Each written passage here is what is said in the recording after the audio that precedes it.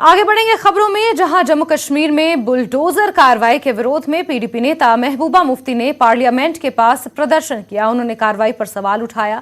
सुरक्षा कर्मियों द्वारा महबूबा मुफ्ती सोहेल बुखारी को डिटेन कर लिया गया है।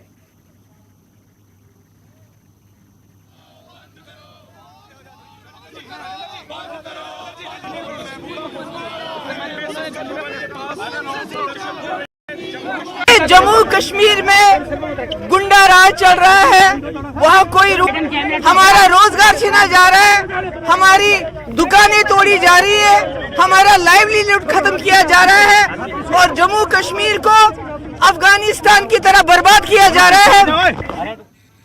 पनून कश्मीर के अध्यक्ष डॉक्टर अजय चरंगू ने आज यहां जम्मू में मीडिया को संबोधित किया। डॉक्टर चरंगू ने जम्मू कश्मीर में अवैध अतिक्रमण और निर्माण के खिलाफ जम्मू कश्मीर सरकार द्वारा की गई कार्रवाई का स्वागत किया। पनून कश्मीर के अध्यक्ष ने नेशनल कॉन्फ्रेंस और पीडीपी की भूमिका का आकलन करने के लिए एसआईटी के गठन की मांग की। अजय चरंगू ने आरोप लगाया कि दोनों अलगाववाद और कट्टरवाद को बढ़ावा देने और बनाए रखने के लिए काम कर रहे हैं।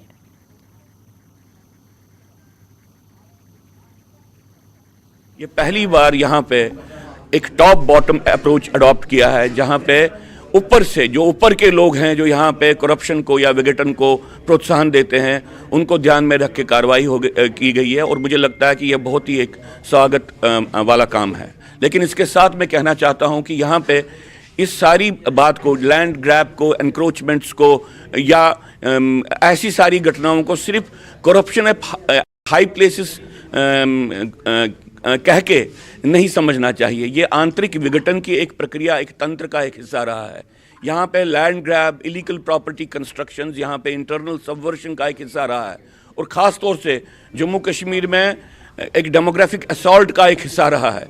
इसलिए हम चाहते हैं कि भारत सरकार एक इंटरनल सबवर्शन के रूप में इसको मान के यहाँ पे पहली कार्रवाई ये करे कि यहाँ पे एक स्पेशल इन्वेस्टिगेशन टीम का निर्माण होना चाहिए, जो यहाँ पे डेमोक्रेटिक सिस्टम है इसका किस तरह से इस्तेमाल किया गया है अलगाववाद को और फंडामेंटलिज्म को बढ़ाने के लिए।